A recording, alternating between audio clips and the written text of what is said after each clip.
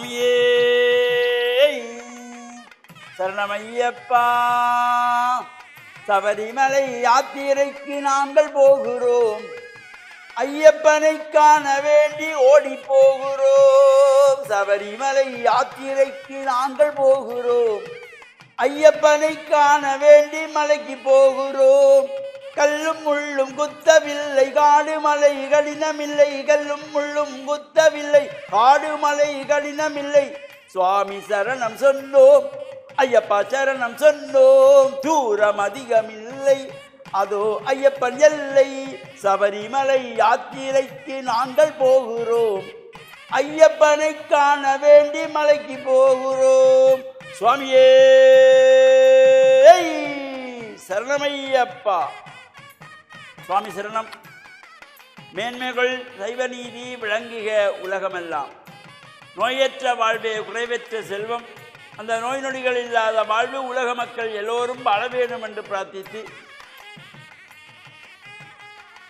Don தமிழொலி ஓம் தொலைக்காட்சி நேயர்கள் அனைவருக்கும் சர்வதேச இந்து மத குறிப்பிடம் அகில இலங்கை சபரிமலை ஸ்ரீ சாஸ்தாபுரத்தின் சார்பில் இனிய வணக்கங்களும் நல்லாசிகள். சுவாமி ஐயப்பனுடைய இந்த விரதம், மண்டல விரதம் ஏற்று புனிதமான விரதத்தை அனுஷ்டிக்கின்ற சுவாமிகள் வாழ்விலே சபரிமலைக்கு மாலை அணிந்து செல்வது என்பது ஒரு பெரிய பாக்கியம். எல்லோருக்கும் அது கொடுத்து வைப்பதில்லை. அவ்வாறு புண்ணியம் செய்தவர்கள், தாய் தந்தையர்கள் புண்ணியம் செய்தால்தான் பிள்ளைகள் சபரிமலைக்கு மாலை போட முடியும். அப்பா அம்மா புண்ணியம் செய்திருக்கணும். அதனால தான் அதை கொடுத்து வைத்தவர்கள் சொல்லுவோம். வசதிகள் வாய்ப்புகளோடு இருக்கிற பொழுது அவருக்கு என்ன ராஜாமா இருக்கான், கொடுத்து வச்சவன். தாய் தந்தை செய்த புண்ணியம். சபரிமலைக்கு மாலை அணிந்து, கருப்பு ஆடை அணிந்து, கடும் விரதம் இருந்து, இருமுடி சுமந்து யாத்திரை செல்வதற்கு பல ஜென்மங்களிலே புண்ணியம் செய்திருக்க வேண்டும். அப்பா அம்மா புண்ணியம் செய்திருக்க வேண்டும், அவருடைய அப்பா அம்மா தாத்தா பாட்டி புண்ணியம் செய்திருக்க வேண்டும், அம்மா வழியிலே தாத்தா பாட்டி புண்ணியம் செய்திருக்க வேண்டும். அப்போதான் ஒரு சபரிமலை யாத்திரைக்கு, இது சபரிமலை யாத்திரை என்பது சாதாரணமான விஷயம் அல்ல. எல்லோருக்கும் அந்த பாக்கியம் கிடைத்து விடுவதுமல்ல. அவ்வாறு கிடைக்கின்ற பொழுது அதனை நாம் பாதுகாத்து கொள்ள வேண்டும். ஐயன் அருளோடு இந்த விரதமுத்திர மாலை அணிகின்ற பாக்கியம் பெற்றவர்கள் விரதத்தின் புனிதத்தை காத்து கொள்ள வேண்டும். அந்த சுவாமி என்று எல்லோரும் வந்து பாத நமஸ்காரம் என்ற இந்த மதிப்பை பாதுகாத்து கொள்ள வேண்டும். எல்லோரிடத்திலும் அன்பாக பழக வேண்டும். பொதுவாக வாழ்விலே நாம் அசைவ உணவுகளை உண்ணுகின்றவர்கள் இதையெல்லாம் விடுத்து தனி சைவ உணவோடு இருப்பது, நமக்கு விருப்பமான உணவுகள் அவற்றை தவிர்த்து கொள்ளுவது, வெற்றிலை பாக்கு புகையை போடுவதை தவிர்த்து கொள்ளுவது, இவ்வாறான கட்டுப்பாடுகளோடு நிகம் வெட்டக்கூடாது. கட்டில் மெத்தை பாய் தலைவணியிலே உறங்கக்கூடாது. கடுமையான ஒரு விரதமாக அமைந்திருப்பது இந்த ஐயப்பனுடைய விரதம். இந்த விரதத்திலே ஏனைய விரதங்களெல்லாம் நாம் அனுஷ்டிக்கின்றோம். இது எல்லாவற்றையும் விட ஒரு சிறப்பும் பெருமையும் மனிதனை புனிதனாக்கக்கூடியதுமாகிய இந்த ஐயப்பனுடைய விரதம்.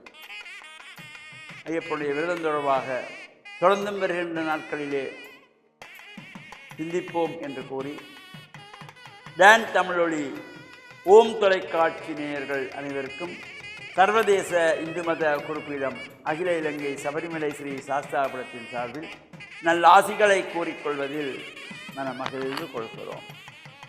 சர்வே ஜனாக சுகினோம் பவந்து, சமஸ்த சன்மங்களானி சந்து. சுபம்.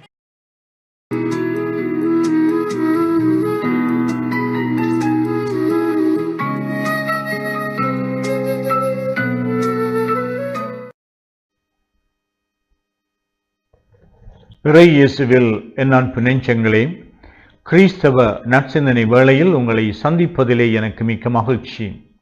ஆண்டவர் இயேசுவின் அன்பும் அருளும் உங்கள் அனைவரோடும் இருப்பதாக. ஒரு குழந்தை பிறந்ததும் அவருடைய பெற்றோர்கள், உறவினர்கள் ஒன்று கூடி அவருக்கு என்ன பெயரிட வேண்டும் என்று நிச்சயிப்பார்கள். சில வேளைகளிலே பிறப்பதற்கு முன்னதாகவே பெற்றோர்கள் அல்லது தகப்பன் அல்லது தாய் என்று சொல்லி தாங்கள் விரும்புகின்ற அந்த பெயரை கொடுப்பதிலே அவர்கள் மிக்க மகிழ்ச்சி கொள்ளுகின்றார்கள். அந்த பெயரை அவர்கள் சும்மா சூட்டுவதில்லை, அதற்கு ஒரு காரணம் இருக்கும். அவர்கள் சந்தித்த நபர்கள் அல்லது அவர்கள் கண்ட கனவுகள் அல்லது இந்த பிள்ளை எப்படிப்பட்டதாக இருக்க வேண்டும் என்று சொல்லுகின்ற அந்த பிள்ளையினுடைய ஆளுமையில் மிளிர வேண்டிய பண்புகள் அல்லது தமக்கு இந்த பிள்ளை எவ்வளவு அருமையானது, பெருமையானது என்பதை வெளிப்படுத்துகின்ற வார்த்தைகளாக அல்லது பெயர்களாக அமைகலாம்.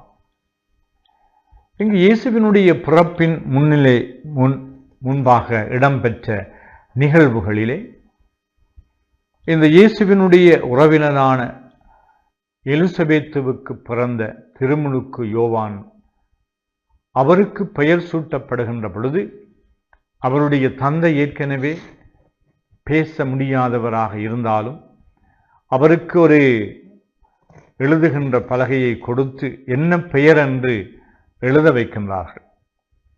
பொதுவாக அக்காலத்திலே அவர்களுடைய முன்னோர்கள் பெற்றோருடைய பெற்றோர் என்று சொல்லி அவர்களுடைய பெயரை சூட்டுவார்கள். இந்த திருமுழுக்கு யோவான் பிறந்ததும் எல்லோரும் வந்து இவருக்கு அவருடைய தகப்பனுடைய பெயர் சக்கரியா என்று அழைப்போம் என்று சொன்னார்கள். ஆனால் அப்படி அழைக்க வேண்டாம் என்று சொல்லி இந்த சக்கரியா அவருடைய தகப்பன் இவரது பெயர் யோவான் என்று அழைத்தார். ஒரு புதுமையான பெயர், வித்தியாசமான பெயர், யாரும் கேட்டிடாத ஒரு பெயர். இப்படி புதுமையாக சிந்திக்கின்ற மனிதர்கள் இந்த உலகத்திலே தோன்றுகின்ற பொழுது இந்த உலகத்திலே புதுமையான முறையிலே மாற்றங்கள் எழும். மாற்றத்தின் ஊடாகத்தான் இந்த வாழ்வை நாங்கள் ஒரு புதுமையாக படைக்க முடியும். உங்கள் ஒவ்வொருவருடைய வாழ்வும் ஏதோ ஒரு பரம்பரையாக பாரம்பரியங்களை மட்டுமே கட்டி காக்கின்ற, குடும்பி வளர்க்கின்ற ஒரு பாரம்பரியத்திலே இருந்து அப்படி ஒரு பழமை பேணிகளாக, மாற்றத்தை விரும்பாதவர்களாக, இப்படித்தான் இருக்க வேண்டும் என்று சொன்னால் இப்படியே இருந்துவிட்டால் எங்களுக்கு பெரிய சவால்கள் எதுவும் இடம்பெறாது, பாதுகாப்பாக இருந்து விடுவோம், எங்களை நாங்கள் பாதுகாத்து கொள்ளுவோம், அமைதியாக நிம்மதியாக நாங்கள் இருக்க முடியும் என்று சொல்லி மாற்றங்களை விரும்பாதவர்களுடைய சமூகத்திலே புதுமையை படைக்கின்ற பல உள்ளங்கள் உதயமாக வேண்டும்.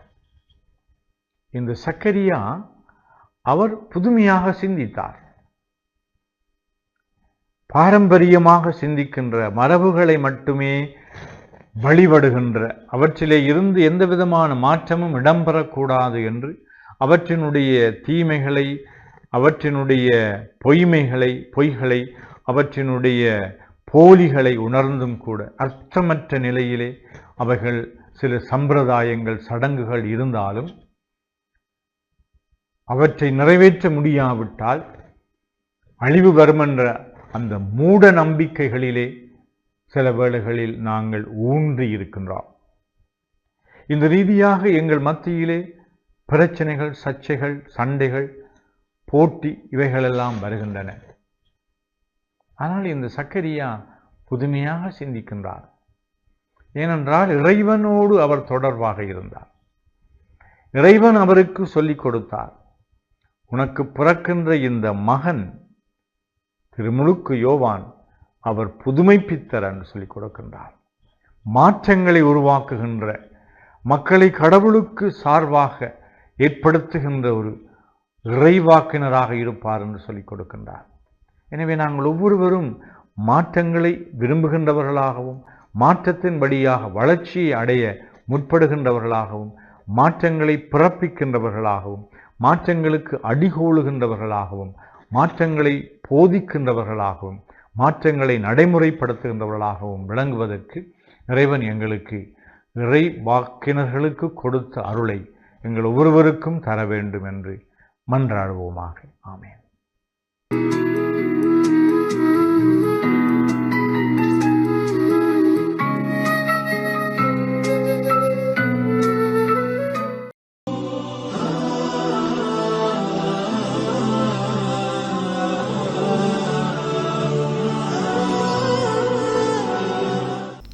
அஸ்ஸலாமு அலைக்கும் வரஹ்மத்துல்லாஹி வபரகாத்துஹு. அன்பான இஸ்லாமிய சகோதரர்களே, ஒருமுறை அல்லாஹ்வினுடைய தூதர் ஸல்லல்லாஹு அலைஹி வஸல்லம் அவர்கள் பள்ளிவாசலிலே சஹாபாக்களோடு பேசிக்கொண்டிருந்த நேரம் சஹாபாக்களை பார்த்து ஒரு கேள்வியை கேட்கின்றார்கள். அதாவது அந்த சஹாபாக்கள் அனைவரையும் பார்த்து ஒரு கேள்வியை கேட்கக்கூடிய நேரம் அல்லாஹ்வினுடைய தூதர் ஸல்லல்லாஹு அலைஹி வஸல்லம் சொல்லுகிறார்கள், உங்களோடு இருக்கக்கூடிய ஒரு நபித்தோழர், அவருடைய வீட்டிற்கு அருகிலே ஒரு ஆறு ஓடிக்கொண்டே இருக்கின்றது, ஒரு நீரோடை ஓடிக்கொண்டிருக்கின்றது. இந்த ஆற்றிலே இந்த மனிதர் ஒவ்வொரு நாளும் 5 தடவைகள் குளிக்கின்றார். இவ்வாறு 5 தடவைகள் குளிக்கக்கூடிய இந்த நபித்தோழருடைய உடம்பிலே ஏதாவது அழுக்குகள் இருக்குமா, ஏதாவது துர்நாற்றங்கள் வீசுமா என்று அந்த நபித்தோழர்களை பார்த்து கேட்டவுடன் அந்த நபித்தோழர்கள் கூறினார்கள், அதாவது அல்லாஹ்வினுடைய தூதரே, இந்த மனிதர் ஒவ்வொரு நாளும் குளிக்கின்றார், இந்த மனிதருடைய உடம்பிலே எந்த ஒரு அழுக்குகளும் இருக்காது, இந்த மனிதருடைய உடம்பிலே எந்த ஒரு தூர்நாற்றமும் வீசாது. அந்த நேரத்திலே அல்லாஹ்வினுடைய தூதர் ஸல்லல்லாஹு அலைஹி வஸல்லம் அவர்கள் சொன்னார்கள், இதே போன்றுதான் ஒரு மனிதர் இந்த உலகத்திலே அவனுக்கு கடமையாக்கப்பட்ட 5 நேர தொழுகைகளையும் சரியான முறையிலே தொழுகின்றார். இவ்வாறு ஒரு மனிதன் 5 நேர தொழுகைகளையும் சரியான முறையிலே நிறைவேற்றினான் என்றால் அவனுடைய பாவங்கள் எல்லாமே மன்னிக்கப்பட்டுவிடும். இந்த மனிதர் 5 நேரம் குளிக்கக்கூடிய நேரம் இவருடைய உடம்பிலே எந்த அளவுக்கு அழுக்குகள் இல்லாமல் போகுமோ அதே போன்றுதான் இந்த மனிதர் 5 நேரம் தொழக்கூடிய நேரத்திலே இந்த மனிதருடைய உடம்பிலே அவன் செய்த பாவங்கள் எல்லாமே மன்னிக்கப்பட்டு அவன் சொர்க்கவாசியாக மாறுவான் என்பதை அல்லாஹ்வினுடைய தூதர் ஸல்லல்லாஹு அலைஹி வஸல்லம் சொன்னார்கள். அந்த வகையிலே அன்பான இஸ்லாமிய சகோதரர்களே, நாங்கள் ஒன்றை புரிந்து கொள்ள வேண்டும். இந்த தொழுகையை பொறுத்த வரைக்கும் இந்த தொழுகை ஒரு மனிதன் பருவ வயதை அடைந்ததிலிருந்து அவனுடைய மரணம் தொண்டைக்குழி அடையும் வரைக்கும் இந்த தொழுகை அவனுக்கு கட்டாயமான ஒரு கடமையாக இருக்கின்றது. எந்த ஒரு சந்தர்ப்பத்திலும் இந்த தொழுகையை விடுவதற்கு அனுமதி கிடையாது. அந்த வகையில் இந்த தொழுகையை நாங்கள் சரியான முறையிலே 5 நேரம் நாங்கள் தொழுகை நிறைவேற்றினோம் என்றால் எங்களுடைய அனைத்து பாவங்களும் மன்னிக்கப்பட்டு நாளை மறுமையிலே நபிமார்களோடோ நபியலார் ஸல்லல்லாஹு அலைஹி வஸல்லம் அவர்களோடோ அல்லாஹுவை ஒவ்வொரு நாளும் காணக்கூடிய அந்த சுவர்க்கத்தை நாங்கள் அடைவதற்கு எல்லாம் வல்ல ரஹ்மான் அனைவருக்கும் உதவி புரிவான் என கேட்டு விடைபெறுகின்றேன். அஸ்ஸலாமு அலைக்கும் வரஹ்மத்துல்லாஹி வபரகாத்துஹு.